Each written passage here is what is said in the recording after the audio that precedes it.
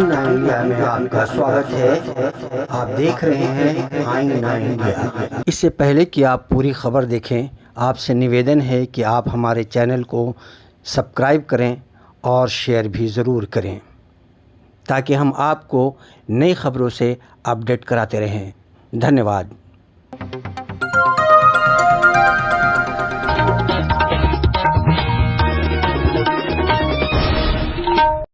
अभी आप देख रहे हैं आईना इंडिया।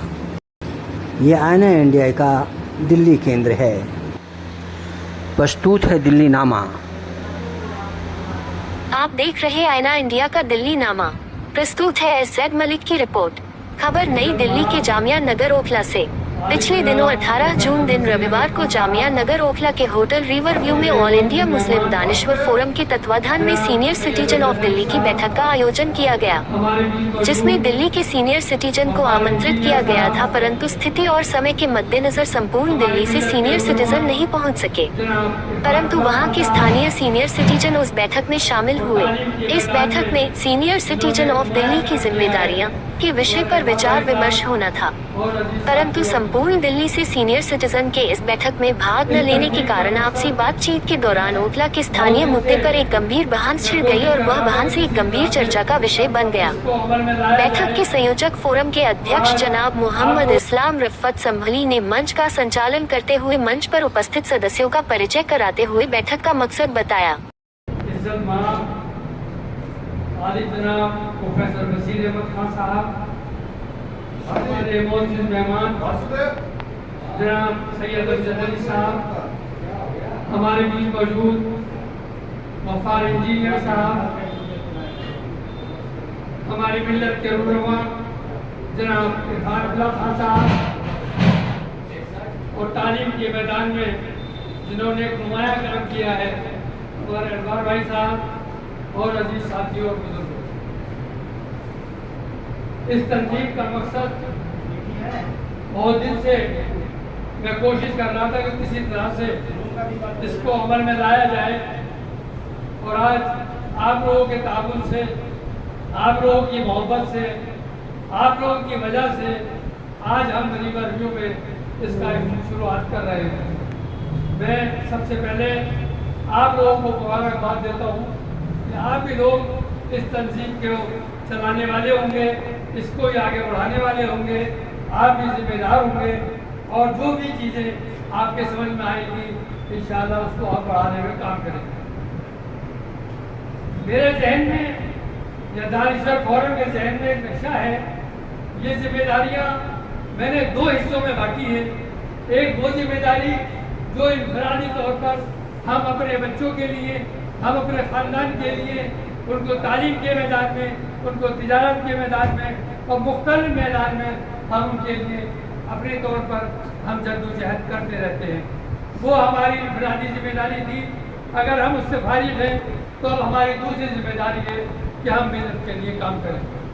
मेन जो बुनियादी हमारा मकसद है वो ये है कि हम इसको दो हिस्सों में बांट कर और हम इसको आगे बढ़ाएं।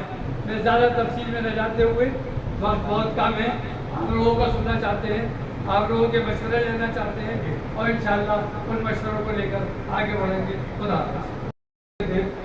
जिन्होंने डोर टू डोर काम किया है इस इलाके में, और तमाम मसाइल को बहुत करीब से न सिर्फ देखा है बल्कि किया है।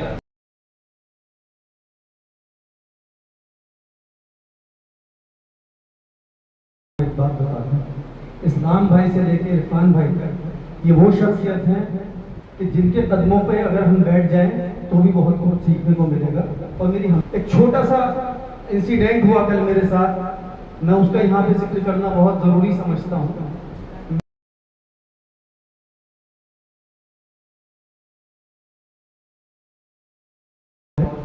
मैं वहाँ गया तो मैंने वो दुखताब दिखाई, पर वहाँ पर मैंने एक छोटा सा कुरान शरीफ रखा हुआ देखा जो इंग्लिश लैंग्वेज में था। मैं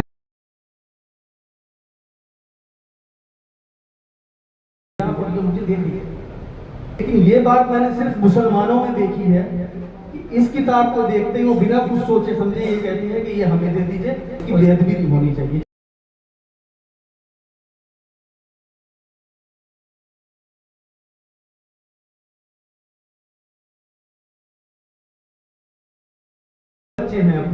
हमारी कौम को। जब वो मेरे पास आते हैं तो मैं उन्हें फ्री में दे देता हूँ। अब मैं आपसे वादा ये कर रहा हूँ कि अगर आप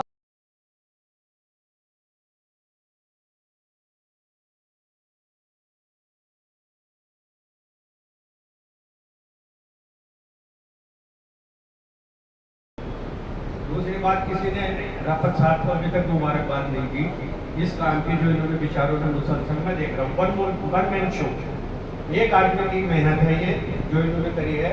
मैं इनको सलाम करता हूँ, सलूट करता हूँ कि इन्होंने कम से कम इस जज्बे के लिए एक हम लोग मिलकर बैठे हों।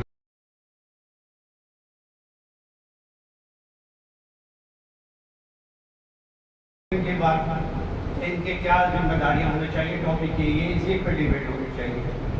सीनियर सिटीजन की वैसे तो सुबह से शाम तक आप बात करते रहे, बहुत बड़ी जिम्मेदारियां हैं, बहुत ज़्यादा घरेलू भी।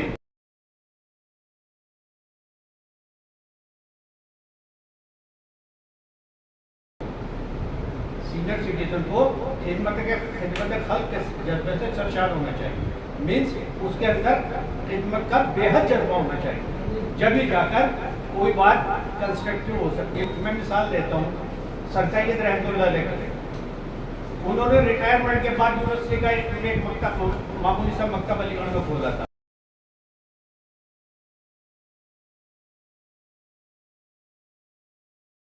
ब्रीफ में यह है कहने का कि सीनियर सिटीजन को हमेशा अपने वो काम करने चाहिए जिससे कि दूसरे को कुछ फायदा हो। एक अकेडमी का मकाला कह के मैं ख़त्म करता हूँ कि it is not important how you live, it is not important how you live, it is relevant that how well you are with others. यानी आप दूसरों के लिए कितने अच्छे हैं वो है असल बात। आप कितने बड़ी उम्र के बाद इस अवसर पर आमंत्रित बुद्धिजीवी वृद्ध जैसे फानुल्लाह खान साहब, इंजीनियर अब्दुल गफ्फार साहब, अनवर साहब के अतिरिक्त अन्य प्रवक्ताओं जैसे मुजिबुल हसन, तौसीफ अहमद, असलम एडवोकेट, तारिक अमीन, अतिकुर रहमान, मोहम्मद सिद्दीक और खलील अहमद साहब ने भी अपने अनुभवयुक्त विचार रखे। सबों ने ओखला में बढ़ते अपराध पर चिंता व्यक्त करते हुए उसे रोकने लिए विभिन्न उपाय भी सुझाए। कुछ लोगों का मत था कि इसे अपराध को रोकने के लिए जिला प्रशासन से भी मदद लेनी चाहिए। जैसे हम स्थायी मोहल्ले में एक जागरूकता कैंप लगाकर डीसीपी को आमंत्रित करें और उन्हें स्थिति से अवगत कराकर उनके द्वारा प्रशासन की स्थानीय थाना के प्रभारी और पुलिस बिट ऑफिसर को रोकथाम अभियान में शामिल करने का आग्रह कर तभी अपराध पर नियंत्रण पाया जा सकता है। इस अवसर पर मंच की अध्यक्षता कार्यक्रम में विशिष्ट अतिथि के रूप में आमंत्रित प्रोफेसर बसीर अहमद खान, पूर्व पीवीसी इग्नू ने की, तथा डॉक्टर मुजफ्फर गजाली सीनियर जर्नलिस्ट ने कार्यक्रम के मंच का संचालन किया। एवं अंत में ऑल इंडिया मुस्लिम दानिश्वर फोरम के अध्यक्ष एवं सीनियर सिटीजन ऑफ दिल्ली की जिम्मेदारियां कार्यक्रम के व्यवस्थापक जनाब मोहम्मद इस्लाम रफ़त संभली ने वहां उपस्थित अतिथियों का कार्यक्रम के समापन का धन्यवाद किया। जनाब सैयद अली साहब, हमारे बीच मौजूद वफार इंजीनियर साहब, हमारी मिल्लत के रहनुमा जनाब इरफान अब्दुल्ला खान साहब, और तालीम के मैदान में जिन्होंने एक नुमाया काम किया है हमारे अनवर भाई साहब, और इंशाअल्लाह उन मशवरों को लेकर आगे बढ़ेंगे। खुदा हाफ़िज़। अभी आप सुन रहे थे दिल्ली नामा, प्रस्तुत करी थी मलका मुक्तमा। हम आगे खबरों के साथ फिर दोबारा मिलेंगे, जब तक के लिए इजाज़त दीजिए। नमस्कार।